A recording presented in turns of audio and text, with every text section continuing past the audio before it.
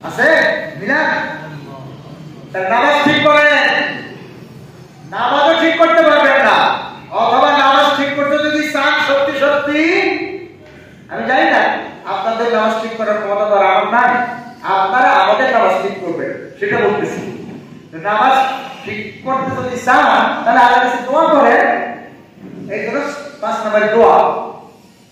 আল্লাহর কাছে চান আল্লাহ নামাজ ঠিক করে দেন, আল্লাহ আমাদের ঠিক করে দেন, আল্লাহ কোরআন ঠিক মতো ধরে দেন, আল্লাহ আমাদের কোনো মিস না হয়, সফল করতে পারি যেন সাহায্য করেন, সাহায্য করেন, দেন দিবেন না কেন দেওয়া লাগবে বলতে থাকে। কারণ উনি বলতেছে চাইলেন শুনি, শুনি মানে কবুল করি। আপনারা শুনি করতেই থাকবেন, কিন্তু আমি নিয়ে চাও শুনি মানে কবুল করি। আমার ছেলে যখন আমার বলে আব্বা আজকে আমার সময় আসার সময় চকলেট নিয়ে আসিও, শুনছো তো? হ্যাঁ হ্যাঁ শুনছি শুনছি শুনছি, যা এই শুনছি মানে কি চকলেট খাই আসবেন, চকলেট নিয়ে আসে। আল্লাহ শোনে মানে আল্লাহ কবুল করে, আপনি যখন চাইবেন তখন কবুল করুন। তাহলে আপনার এখন দেখা উচিত যিনি কবুল করবে তার কাছে চাইবেন না, তাকে বিশ্বাস করবেন না, ওয়ালিদ বিরুবি লাআল্লাহু ইয়ারশুদুন। তাহলে রমজানের রেজাল্ট কি? ইয়ারশুদুন অর্থ বলতে হবে। তরজমা অনেক রকম আছে, আমার তরজমা একটা আছে আলোকিত মানুষ, রাশেদ থেকে ইয়ারশুদুন, রুশদ আলো, আলোকিত মানুষ। আপনার মুসল্লিরা, আপনার মসজিদের মহল্লা, আপনার মানিকগঞ্জ জেলা, গোটা বাংলাদেশ, গোটা পৃথিবী শয়তানের প্রকোপে 11টা মাসে অন্ধকার হয়ে গেছে। এই অন্ধকার পৃথিবীটাকে, অন্ধকার মসজিদটাকে, অন্ধকার মাদ্রাসা, অন্ধকার ইউনিভার্সিটি, অন্ধকার সচিবালয়, এইগুলোকে আলোকিত করার জন্য আলোকিত মানুষের দরকার। যদি কেউ রমজান সফল করে এবং সে কোরআন ধরে এবং সে রোজা ঠিক মতো পালন করে এবং সে নামাজ বিশুদ্ধ করে এবং সে ঠিক মতো দোয়া করে,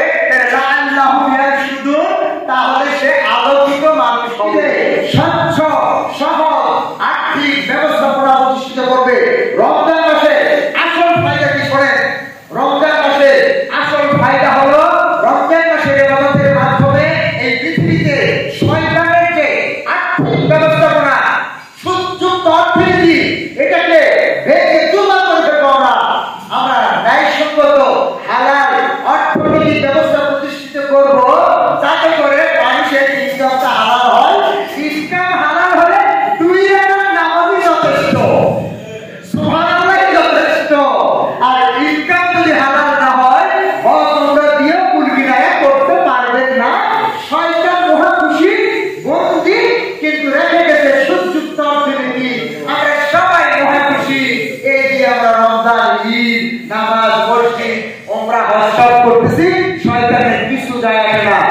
আসলে সিদ্ধান্ত গ্রহণ করি আমরা রমজান সফল করার মাধ্যমে পৃথিবীতে, সমাজে, রাষ্ট্রে স্বচ্ছ হালাল বৈধ সহজ অর্থনৈতিক ব্যবস্থা প্রতিষ্ঠিত করব ইনশাআল্লাহ।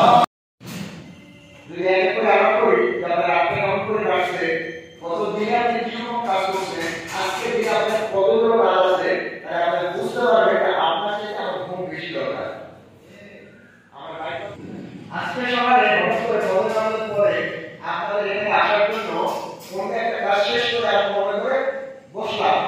সাধারণত ফজরের পরে আমি 1 মিনিট দেরি করি না, কারণ ফজরের পরে 3-4 ঘন্টা ঘুমই হলো আসল ঘুম। কিন্তু আধা ঘন্টার মধ্যে আমরা একটু ঘুমিয়ে নিতে গেছি,